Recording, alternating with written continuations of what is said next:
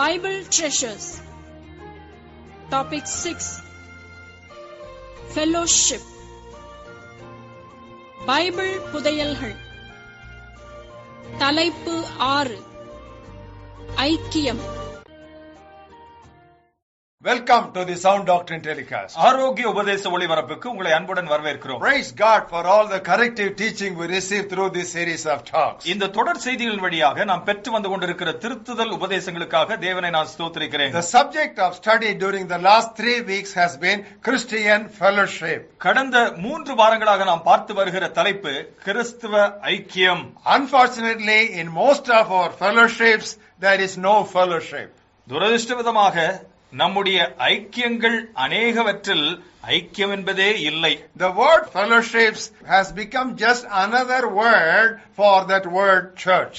திருச்சபை என்கிற அந்த வார்த்தைக்கு பதிலான ஒரு வார்த்தையாகவே ஐக்கியம் என்கிற வார்த்தை பயன்படுத்தப்படுகிறது. But the real meaning of fellowship is neither expressed nor experienced. இந்த ஐக்கியம் என்கிற வார்த்தையானது அதனுடைய உண்மையான அர்த்தம் ஒழுங்காக வெளிப்படுத்தவும் படவில்லை, அது உண்மையாகவே அது அனுபவிக்கப்படவும் இல்லை. So a lot of things in this matter of Christian fellowship need to be unlearned. ஆகவே இந்த ஐக்கியம் என்கிற காரியங்களிலே அநேக காரியங்களை நாம் தவறாய் கற்றிருக்கிறபடினாலே அவைகளெல்லாம் நாம் களைவது அவசியமாக இருக்கிறது. That's why the topic that's before us is how not to fellowship. ஆகவேதான் நமக்கு முன்பாக இருக்கிற தலைப்பு எப்படி ஐக்கியம் கொள்ளக்கூடாது. So far we have done 3 lessons. இதுவரையிலும் நாம் 3 தலைப்புகளை பார்த்திருக்கிறோம். Number 1, முதல் பாடம், do not disregard the indispensability of fellowship. ஐக்கியத்தின் அத்தியாவசியத்தை அலட்சியப்படுத்தக் கூடாது. Number 2, இரண்டாவதாக, do not be overruled by self-interest. சுயநோக்கங்களினாலே ஆளப்படக்கூடாது. Last week we studied lesson number 3. சென்ற வாரத்திலே 3வது பாடத்தை நாம் பார்த்தோம். Do not be hypocritical in love. அன்பிலே மாய்மாலக்காரர்களாய் இருக்கக்கூடாது. Today we will move on to lesson number 4. இன்றைக்கு நாம் 4வது பாடத்துக்கு கடந்து செல்கிறோம். How not to fellowship. எப்படி ஐக்கியம் கொள்ளக்கூடாது. Do not postpone reconciliation. ஒப்புரவாகுதலை தள்ளி போடக்கூடாது. Once again, மீண்டுமாய் சொல்கிறேன், do not postpone reconciliation. ஒப்புரவாகுதலை தள்ளி போடக்கூடாது. Beloved, the gospel is basically a message of reconciliation. பிரியமானவர்களே, சுவிசேஷம் என்பது அடிப்படையாக அது ஒப்புரவாகுதலின் செய்தியாகவே இருக்கிறது. That is so beautifully symbolized by the cross. இது மிகவும் அழகாக சிலுவை சின்னத்தின் மூலமாக நமக்கு காண்பிக்கப்படுகிறது. The cross is made of a vertical staff and a horizontal staff. சிலுவையை நீங்கள் பார்ப்பீர்கள் என்று சொன்னால் அதிலே குறுக்கு மரம் ஒன்று இருக்கிறது, நெடுக்கு மரம் ஒன்று இருக்கிறது. The vertical staff speaks about our relationship with God. இந்த நெடுக்கு மரமானது தேவனோடு இருக்கிற நம்முடைய ஐக்கியத்தை குறிக்கிறது. And the horizontal staff speaks about our relationship with one another. குறுக்கு மரமானது ஒருவரோடு ஒருவர் நமக்கு இருக்கிற அந்த உறவை குறிக்கிறது. Now that's what is explained to us theologically in book of Ephesians 2nd chapter. அதுதான் இறையியல் ரீதியாக நமக்கு எபேசியர் நிருபம் 2வது அத்தியாயத்திலே விளக்கப்பட்டிருக்கிறது. Look at the 13th verse. 13வது வசனத்தை பாருங்கள். In Christ Jesus, you who were once far off, you have been brought near by the blood of Christ. முன்னே தூரமாயிருந்த நீங்கள் இப்பொழுது கிறிஸ்து இயேசுவுக்குள் கிறிஸ்துவின் இரத்தத்தினாலே சமீபமானீர்கள். How did it happen? இது எப்படி சம்பவித்தது? For he himself is our peace, who has made both one and broken down the middle wall of division that was between us. அவரே நம்முடைய சமாதான காரணராகி இருதரத்தாரையும் ஒன்றாக்கி பகையாக நின்ற பிரிவினையாகிய நடுச்சுவரை தகர்த்தார். Here Paul was referring to Jews versus non-Jews. இங்கே யூதர்கள் யூதரல்லாதவர்களை குறித்து பவுல் பேசுகிறார். And how God brought them into reconciliation. எப்படியாக தேவன் அவர்கள் இருவரையும் ஒன்றாய் இணைத்தார் என்பதை. And when you come to verse 18, 18வது வசனத்துக்கு வரும்பொழுது, now through Jesus Christ we both have access by one spirit to the Father. அந்தபடியே நாம் இருதரத்தாரும் ஒரே ஆவியின் கிருபையினாலே பிதாவினிடத்தில் சேரும் ஸ்லாக்கியத்தை அவர் மூலமாய் பெற்றிருக்கிறோம். The cross of Jesus Christ has brought us near to God into his fellowship. ஆண்டவராகிய இயேசு கிறிஸ்துவின் சிலுவையானது தேவனிடத்திலே அண்டி சேர்வதற்கு ஏதுவாக நம்மை கூட்டி சேர்த்திருக்கிறது. And it also has made it possible so we may get a proper relationship and fellowship with one another, breaking down the middle wall of partition. பிரிவினையின் நடுச்சுவரை தகர்த்து ஒருவரோடு ஒருவர் இருக்கக்கூடிய ஐக்கியத்திலும் ஒரு முன்னேற்றம் ஏற்படும்படியாக தேவன் நமக்கு வாய்க்கு செய்திருக்கிறார். And this was so clearly pointed out even in the angelic message on the day of Christmas. Christmas நாளிலே தேவ தூதர்களுடைய பாடலிலும் கூட இது எத்தனை தென்னந்தெளிவாய் நமக்கு காண்பிக்கப்பட்டிருக்கிறது. What did they say? அவர்கள் என்ன பாடினார்கள்? Glory to God in the highest. உன்னதத்தில் இருக்கிற தேவனுக்கு மகிமை. Did they stop there? அதோடு நிறுத்தி They விட்டார்கள். went one step further. இன்னும் ஒரு படி எடுத்து முன்னேறுகிறார்கள். Goodwill among men. மனுஷர் மேல் பிரியம் உண்டாவதாக. Beloved, unfortunately we have stopped with the first aspect and we have totally neglected the second dimension. பிரியமானவர்களே, துரதிர்ஷ்டவசமாக நாம் முதல் அம்சத்திலேயே மட்டும் நின்றுவிட்டு அடுத்த அம்சத்தை முற்றிலுமாக நாம் நிராகரித்து விட்டோம். Any coin has got two sides. எந்த ஒரு நாணயத்திலும் இரண்டு பக்கங்கள் இருக்கும். These are the two sides of this coin of reconciliation. இந்த ஒப்புரவாகுதல் நாணயத்தினுடைய இரு பக்கங்கள் இதுதான். One side being right with God. ஒரு பக்கத்திலே தேவனோடு நாம் சரியா இருப்பது, And the other side being right with our fellow man. மறுபக்கத்திலே நாம் ஒருவரோடு ஒருவர் சரியாயிருப்பது. Beloved, one is not complete without the other. பிரியமானவர்களே, ஒன்று மற்றொன்று இல்லாமல் பூரணப்படாது. Now that is given to us as a challenge in 1 John 4th chapter. 1 யோவான் 4வது அத்தியாயத்திலே இது நமக்கு ஒரு சவாலாகவே சொல்லப்பட்டிருக்கிறது. Look at the 20th verse. 20வது வசனத்தை பாருங்கள். If someone says, I love God, but hates his brother, he is a liar. தேவனிடத்தில் அன்பு கூறுகிறேன் என்று ஒருவன் சொல்லியும் தன் சகோதரனை பகைத்தால் அவன் பொய்யன். He who does not love his brother whom he has seen, how can he love God whom he has not seen? தான் கண்ட சகோதரனிடத்தில் அன்பு கூறாமல் இருக்கிறவன் தான் காணாத தேவனிடத்தில் எப்படி அன்பு கூறுவான்? So if we are not living in right terms with one another, we cannot maintain that rightness with God. ஆகவே ஒருவரோடு ஒருவர் இருக்கிற ஐக்கியத்தை நாம் சரியாக பார்த்துக் கொள்ளவில்லை என்று சொன்னால் தேவனோடு இருக்கிற ஐக்கியத்திலே நாம் எப்படி இருக்க முடியும்? Now the same thing is put to us in a different direction in book of Proverbs 16th chapter. நீதிமொழிகள் 16வது அத்தியாயத்திலே இதே காரியத்தை வேறொரு கோணத்திலே பார்க்கிறோம். Look at the 7th verse. 7வது வசனத்தை பாருங்கள். When a man's ways please the Lord, he makes even his enemies to be at peace with him. ஒருவனுடைய வழிகள் கர்த்தருக்கு பிரியமாய் இருந்தால் அவனுடைய சத்துருக்களும் அவனோட சமாதானமாகும்படி செய்வார். Are you able to see this picture? One always leads to the other. இந்த வரைபடத்தை உங்களால் பார்க்க முடிகிறதா? ஒன்று மற்றொன்றுக்கு நேராய் நடத்துகிறது. Beloved, getting right with men is actually a priority. பிரியமானவர்களே, மனிதனோடு கூட நாம் ஒப்புரவாகுதல் என்பது அது முக்கியத்துவம் வாய்ந்ததாகவே இருக்கிறது. That is a must and there is a condition to live acceptably before God. தேவனுக்கு முன்பாக தேவனால் ஏற்றுக்கொள்ளப்பட்ட ஒரு வாழ்க்கை வாழ்வதற்கு இது ஒரு அத்தியாவசியமாகவே மாறிவிடுகிறது. That's what Jesus Christ so clearly pointed out in his Sermon on the Mount. இதைதான் மலை பிரசங்கத்திலே ஆண்டவராகிய இயேசு தென்னந்தெளிவாய் எடுத்துரைத்தார். What did he tell the people? ஜனங்களை பார்த்து என்ன சொன்னார்? When you come to the altar to offer a gift unto God, தேவனுக்கு நீங்கள் காணிக்கை செலுத்த அவருடைய பலிபீடத்தண்டை வரும்பொழுது, there if you remember that your brother has got something against you, அங்கே உங்களுக்கு ஞாபகம் வருமேயானால் உங்கள் சகோதரனுக்கு உங்களுக்கு விரோதமாக ஏதோ எண்ணம் இருக்கிறது என்று, you first leave the gift there. முதலாவது உங்களுடைய காணிக்கை அங்கேயே வைத்துவிட்டு First go get reconciled. முதலாவது சென்று நீங்கள் ஒப்புரவாகுங்கள். You know that word first tells us that reconciliation under no circumstances should be ever postponed.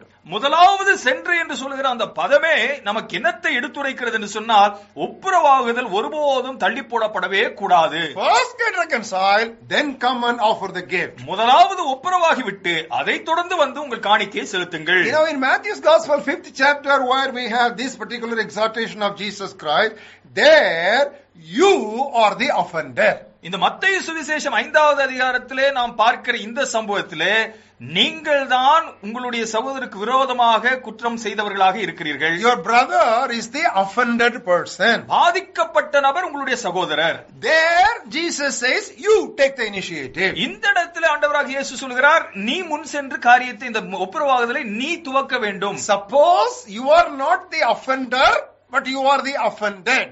ஒருவேளை நீங்கள் மற்றவர்களுக்கு தீங்கு இழைத்தவர்கள் அல்ல, பாதிக்கப்பட்டவர் நீங்கள் என்கிற ஒரு நிலை இருக்குமே, ஆனால் Then who should take the initiative? அப்பொழுது முதல் இந்த ஒப்புரவாகுதல் முயற்சியை யார் செய்ய வேண்டும்? Turn with us to Matthew's Gospel, 18th chapter, to look at what Jesus has said. மத்தேயு சுவிசேஷம் 18வது அத்தியாயத்தில் ஆண்டவராகிய இயேசு சொன்ன காரியத்தை கவனிங்கள். If your brother sins against you, உன் சகோதரன் உனக்கு விரோதமாக குற்றம் செய்தால், that means your brother is the offender and you are the offended. உன்னுடைய சகோதரன் தான் குற்றம் செய்தவன், நீ அதனாலே பாதிக்கப்பட்டவன். Who should go? யார் போக வேண்டும்? Who should take the first step of initiation? இந்த ஒப்புரவாகுதல் முயற்சி முதல் யார் அடி எடுத்து வைக்க வேண்டும்? You go and tell him his fault. அவனிடத்தில் நீ போய் நீ பேச வேண்டும் என்று சொல்கிறார். Now, in other words, the words are very clear. வார்த்தைகளிலே இந்த சம்பவம் மிகவும் தெளிவாய் நமக்கு எடுத்துரைக்கிற When காரியம். we talk about reconciliation, ஒப்புரவாகுதலை குறித்து நாம் பேசும் பொழுது, whether you are the offender or the offended, you who want to live acceptably before God must take the first step of initiation. தீங்கு இழைத்தவனாக நீ இருந்தாலும் சரி, தீங்கு இழைக்கப்பட்டவனாக நீ இருந்தாலும் சரி, தேவனோடு கூட நீ ஒப்புரவாகி வாழ வேண்டும் என்று சொன்னால் இந்த முதல் அடி எடுத்து வைக்க வேண்டியவன் நீயாகவே இருக்கிறாய். Why do we say reconciliation is so very important? ஏன் இந்த ஒப்புரவாகுதல் என்பது இவ்வளவு முக்கியத்துவம் வாய்ந்ததாக நாங்கள் சொல்லிக் கொண்டிருக்கிறோம்? There are so many names given to our God in the New Testament. புதிய ஏற்பாட்டிலே நம்முடைய ஆண்டவருக்கு எத்தனையோ பெயர்கள் சொல்லப்பட்டிருக்கிறது. And one outstanding name that has been repeated so often, do you know what it is? அடிக்கடியாக அவருக்கு சூட்டப்பட்டிருக்கிற ஒரு பெயர் என்ன தெரியுமா? God of peace. சமாதானத்தின் தேவன். God of peace. சமாதானத்தின் தேவன். We read that in Romans 16:20. ரோமர் 16:20 அதை வாசிக்கிறோம். And in 1 Corinthians 14:33. 1 கொரிந்தியர் 14வது அத்தியாயத்தின் 33வது வசனத்திலும் And வாசிக்கிறோம். in 1 Thessalonians 5th chapter 23rd word. 1 தெசலோனிக்கேயர் 5:23 அதை வாசிக்கிறோம். And 2 Thessalonians 3rd chapter 16th verse. 2 தெசலோனிக்கேயர் 3:16 அதை வாசிக்கிறோம். And in book of Hebrews 13th chapter and 20th verse. எபிரேய நிருபத்தின் 13வது அத்தியாயத்தின் 20வது வசனத்திலும் அதை வாசிக்கிறோம். Our God is a God of peace and he wants us to live in peace with one another. நம்முடைய தேவன் சமாதானத்தின் தேவனாய் இருக்கிறார். ஒருவரோடு ஒருவர் நாம் சமாதானமாய் வாழ வேண்டும் என்று இருக்கிறார். That is why when the Lord Jesus Christ gave the model prayer in his sermon on the mount, ஆகவேதான் ஆண்டவராகிய இயேசு மலை பிரசங்கத்திலே தன்னுடைய மாதிரி ஜெபத்தை நமக்கு எடுத்துரைத்த பொழுது, immediately after that, you know what example he gave to illustrate the truths of that prayer? அந்த ஜெபத்தினுடைய உண்மைகளை எடுத்துரைப்பதற்கு உடனடியாக அவர் எடுத்து சொன்ன காரியம் என்ன தெரியுமா? Matthew 6 chapter 14th verse. மத்தேயு 6வது அத்தியாயம் 14வது வசனம். In the 13th verse he finishes that prayer with that word amen. 13வது வசனத்திலே அந்த ஜெபத்தை சொல்லி முடித்து ஆமென் என்று சொல்லி, Immediately he says in the 14th verse, 14வது வசனத்தில் உடனடியாக சொல்கிறார், For if you forgive men their trespasses, your heavenly Father also will forgive you. மனுஷருடைய தப்பிதங்களை நீங்கள் அவர்களுக்கு மன்னித்தால் உங்கள் பரமபிதா உங்களுக்கும் மன்னிப்பார். So many requests here start to be made in the prayer. எத்தனையோ வேண்டுதல்களை செய்வதற்கு இந்த ஜெபத்திலே கற்றுக் கொடுத்து, But the one thing he picks out deliberately, immediately, is the matter of forgiveness. ஒரு காரியத்தை குறிப்பாய் அதிலிருந்து அவர் தேர்ந்தெடுத்து எடுக்கிறது மன்னிப்பை பொறுத்த காரியம். That's why when Jesus Christ was hanging on the cross, ஆகவேதான் ஆண்டவராகிய இயேசு சிலுவையிலே தொங்கின பொழுது he gave 7 sayings. அங்கே 7 வார்த்தைகளை அவர் பேசினார். The first saying is on forgiveness. முதல் வார்த்தை மன்னிப்பை பற்றியதானது. Father, forgive them. பிதாவே இவர்களை மன்னியும். Beloved, offending a brother is a very serious matter. பிரியமானவர்களே, ஒரு சகோதரனுக்கு இடுக்கண் உண்டாக்குவது என்பது ஒரு கொடூரமான காரியம். If you turn to Matthew 5, you will understand why we make that statement. மத்தேயு 5வது அத்தியாயத்தை நீங்கள் பார்ப்பீர்களானால் ஏன் இவ்வாறு சொல்லுகிறோம் என்பதை நீங்கள் புரிந்து In the கொள்வீர்கள். 12th verse, he spoke about heaven. 12வது வசனத்திலே பரலோகத்தை பற்றி பேசுகிறார். In the 19th verse, he spoke about heaven. 19வது வசனத்திலே பரலோகத்தை பற்றி பேசினார். In the 20th verse, he spoke about heaven. 20வது வசனத்தில் பரலோகத்தை பற்றி பேசினார். But you know, when he spoke about hell, நரகத்தை பற்றி எப்பொழுது பேசினார் தெரியுமா? In verse 22. 22வது வசனத்திலே He said, whoever says to his brother, you fool, shall be in danger of hellfire. மூடனே என்று சொல்லுகிறவன் எரி நரகத்துக்கு ஏதுவாயிருப்பான். Until then Jesus was talking about heaven. அதுவரையிலும் இயேசுவானவர் பரலோகத்தை பற்றியே பேசிக் கொண்டிருந்தார். The moment he came to that issue of abusing a brother, he said, you will be in danger of hellfire. ஒரு சகோதரனுக்கு விரோதமாக கடிந்து பேசுகிற ஒருவனை பற்றி, மூடனே என்று சொல்கிறவனை பற்றி பேச ஆரம்பிக்கிற பொழுதுதான் நரகத்தை பற்றி பேசுகிறார். Yes, beloved, maintaining a clear conscience is always a must and basic requirement to walk in fellowship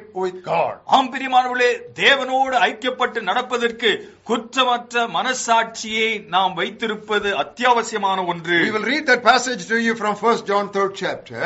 1 யோவான் 3வது அத்தியாயத்திலிருந்து அந்த வசன பகுதியை உங்களுக்கு வாசித்து காண்பிக்கிறோம். We'll read from verses 18 to 21. You see how the apostle develops that truth.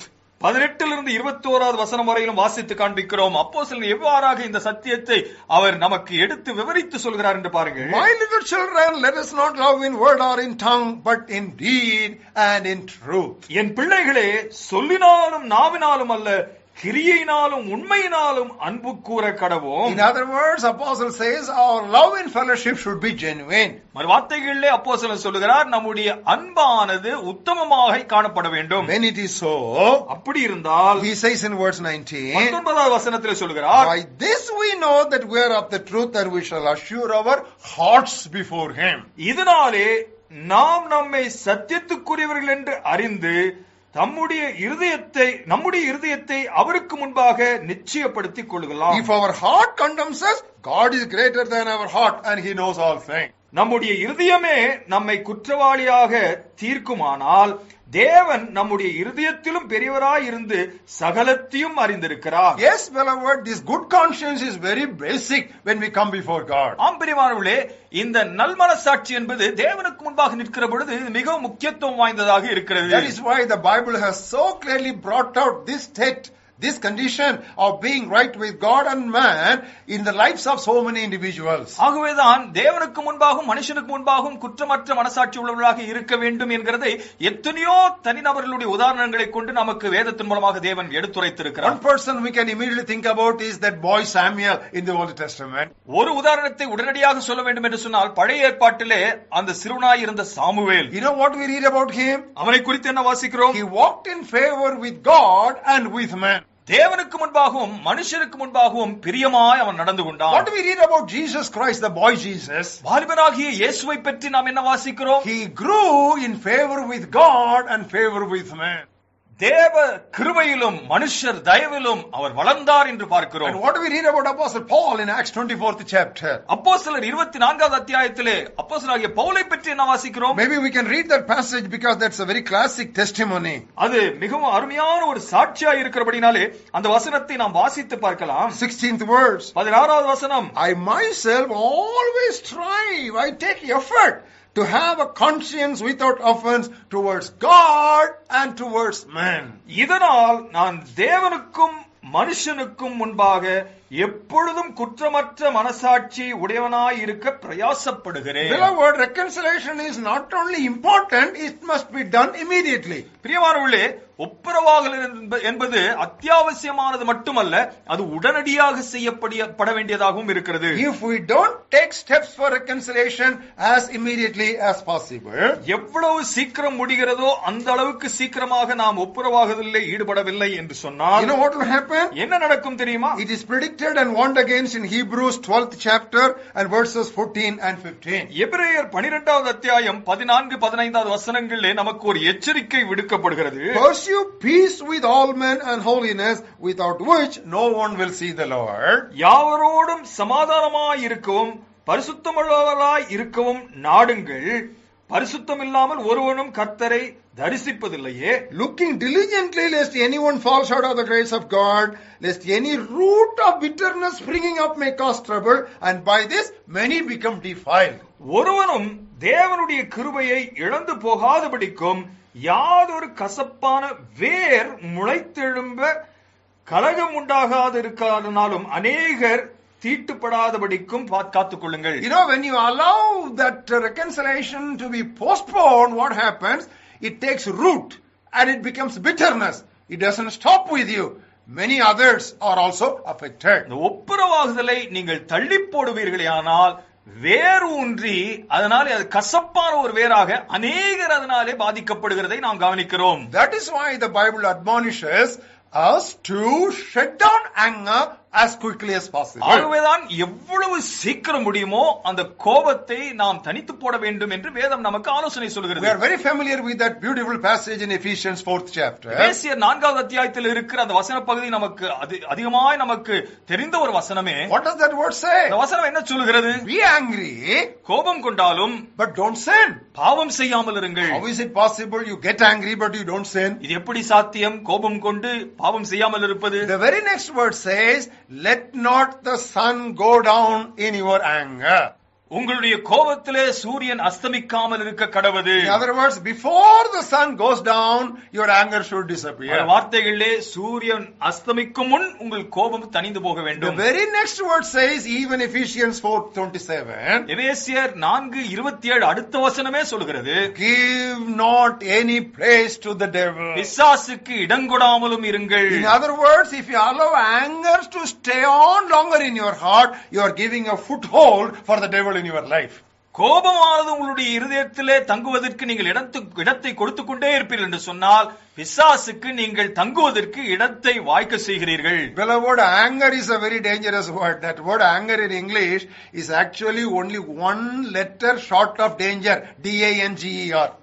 பிரியமானவர்களே, அந்த கோபம் என்கிற வார்த்தை ஆங்கிலத்தில் எடுத்துக்கொள்வீர்கள் என்று சொன்னால் டேஞ்சர் என்கிற ஆங்கில வார்த்தையிலிருந்து ஒரே ஒரு எழுத்தை நீக்கிவிட்டால் போதும் ஆங்கர் என்கிற கோபம் என்கிற அர்த்தம் கொள்கிற வார்த்தை வருகிறது. Praise God, the greatest example against prolonged anger is God himself. கர்த்தருக்கு ஸ்தோத்திரம். இந்த கோபம் சீக்கிரத்திலே தனிந்து போக வேண்டும் என்கிறதுக்கு ஒரு நல்ல உதாரணமே தேவன் தானே. Now that's what we read in book of Psalms 30th chapter.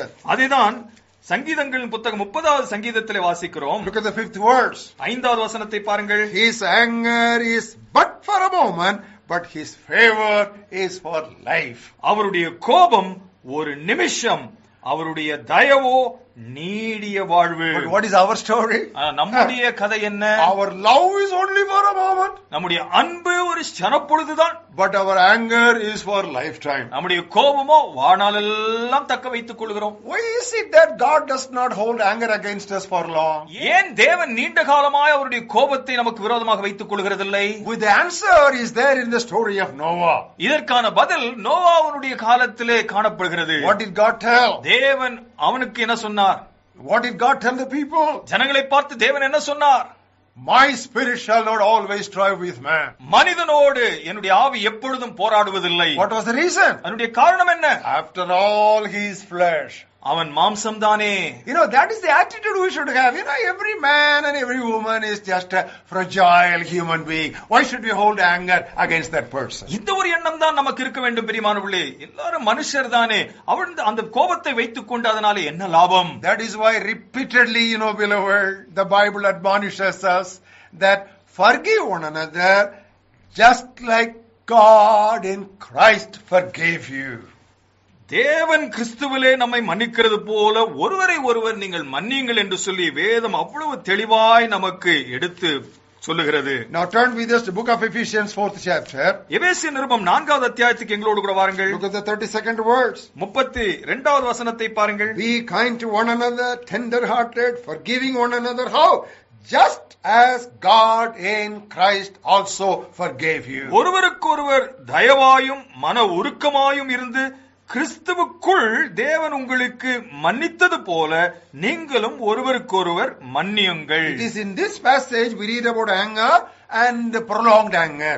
இந்த ஒரு வசன பகுதியில் தான் கோபத்தை குறித்தும் நீண்ட நாள் கோபத்தை பற்றியும் நாம் வாசிக்கிறோம். When you allow anger to stay long, it becomes bitterness. That's what we read in verse 31. இந்த கோபத்தை அப்படியே இருக்க வைத்து விட்டால் தான் 31வது வசனத்தில் அது கசப்பாக மாறுகிறதை பார்க்கிறோம். And we need to go to God and look at God's love and concern and His generosity in forgiving us, and we should reciprocate it towards our fellow man. தேவனை நாம் பார்க்கும் பொழுது அவர் எவ்விதமாக தாராளமாய் மன்னிக்கிறவராய் இருக்கிறார் என்பதை நாம் நம்மிலே உணர்ந்த பிறகுதான் நாம் மற்றவர்களை மன்னிக்க துவங்க முடியும். Even if there is a genuine complaint against another person, we are admonished to forgive as God in Christ forgave us. உண்மையிலேயே மற்றவர்கள் மீது ஒரு குற்றம் இருக்கிறது என்று வைத்துக் கொண்டாலும் தேவன் நம்மை மன்னித்தது போல அவர்களை நாம் மன்னிக்கும்படியாக கேட்டுக்கொள்ளப்படுகிறோம். This truth is so important that Jesus served a very severe illustration. இந்த ஒரு சத்தியம் அவ்வளவு உண்மையாக இருக்கிறது. ஒரு கடுமையான எச்சரிப்பை ஆண்டவராக இயேசு நமக்கு கொடுத்திருக்கிறார். There was a master. ஒரு எஜமானன் ஒருவன் இருந்தான். He had a servant. அவனுக்கு ஒரு வேலைக்காரன். The servant had borrowed 10,000 talents from the master. எஜமானனிடத்திலிருந்து வேலைக்காரன் 10,000 தாலந்துகளை கடன் பெற்றிருந்தான். When the time of accountability came, he said, I don't have strength to repay it. அதை மீண்டும் செலுத்தும்படியான காலம் வந்த பொழுது எனக்கு திராணி இல்லை என்று சொல்லி அவன் சொல்கிறான். What did the master do? எஜமானன் என்ன செய்தான்? He simply wrote it off. Okay, you are forgiven. நீ உனக்கு மன்னிக்கப்பட்டது என்று சொல்லி அதை விட்டு விட்டார். And there was another servant who had borrowed just 100 denarii from this servant. இந்த வேலைக்காரனிடத்திலிருந்து மற்றொரு வேலைக்காரன் வெறும் 100 வெள்ளி பணத்தை மட்டுமே அவன் கடன் வாங்கியிருந்தான். So he asked him to repay that. இதை இவன் திரும்ப செலுத்தும்படியாக சொன்னான். But that man said, I have no money, no means, how can I repay it? எனக்கு பணமே இல்லை, நான் எப்படி திரும்ப தருவது என்று சொல்கிறான். And what did this servant do? இந்த வேலைக்காரன் என்ன செய்கிறான்? He choked his throat and he would not let him go until he repaid it. அவன் கழுத்தை நெருக்கி விடாமல் இருந்தான் என்று சொல்லி வேதம் சொல்கிறது. You know what is the lesson that Jesus is bringing out here? இந்த இடத்துல நமக்கு ஆண்டவர் கற்றுக் கொடுக்க விரும்புகிற பாடம் என்ன? 10,000 talents means 20 years of wages. 10,000 தாலந்து என்று சொன்னால் 20 ஆண்டு காலத்தினுடைய சம்பளம். And when you take 100 denarii, it is only 20 weeks of wages. 100 வெள்ளிப்பணம் என்று எடுத்துக்கொண்டால் அது வெறும் 20 வாரங்களுக்குரிய சம்பளம் மட்டுமே. When the master was able to forgive him for such a huge debt, தன்னை எஜமானன் அவ்வளவு பெரிய கடனுக்கு மன்னிக்க அவருக்கு மனம் இருக்குமே, ஆனால் how is it this fellow was not ready to forgive such a pittance to his servant? இவ்வளவு ஒரு சொற்பளவை தன்னோடு கூட வேலை செய்கிற மற்ற ஒரு வேலைக்காரனுக்கு மன்னிக்க அவனுக்கு எப்படி மனம் இல்லாமல் போனது? You know what happened? என்ன நடந்தது? When the master came to know how this servant has treated his fellow servant, தன்னோடு இருந்த அந்த உடன் வேலைக்காரனை எப்படி இவன் நடத்தி இருக்கிறான் என்று எஜமானன் அறிய வந்த பொழுது he immediately threw this man into darkness and into judgment. அந்தகாரத்திலும் நியாய தீர்ப்புக்கும் அவனை வீசி எறிந்தான் என்று பார்க்கிறோம். And what is the lesson? அதில் இருக்கிற பாடம் என்ன? Unforgiveness among men is ungratefulness towards God.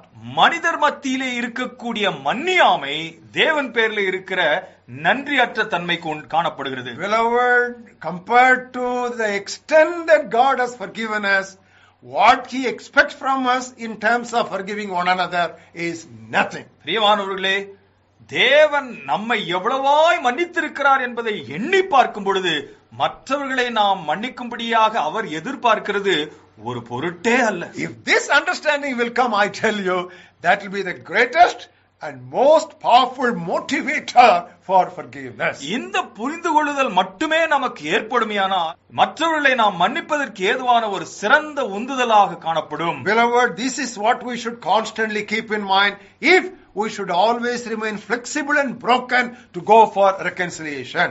இதைதான் நாம் எப்பொழுதுமே உடைக்கப்பட்டவர்களாய் நாம் எப்பொழுதுமே ஒப்புரவாகுதலுக்கு முன் செல்கிறவர்களாக இருப்பதற்கு ஒரு உந்துதலாக காணப்பட வேண்டும். Always we should realize how much God has forgiven me. எப்பொழுதும் ஒன்றை நாம் மனதிலே கொண்டிருக்க வேண்டும், எவ்வளவாய் தேவன் என்னை மன்னித்திருக்கிறார். Do all that you can for reconciliation. நீங்கள் ஒப்புரவாகுதலுக்கு என்று சொல்லி உங்களால் இயன்றதை எல்லாம் செய்யுங்கள். After that you leave the rest into the hands of God. மீதமானதை ஆண்டவருடைய கையிலே விட்டு விடுங்கள். And keep praying for that person. அந்த நபருக்காக நீங்கள் தொடர்ந்து ஜெபித்துக் கொண்டிருங்கள். God bless you. கர்த்தர் உங்களை ஆசீர்வதிப்பாராக.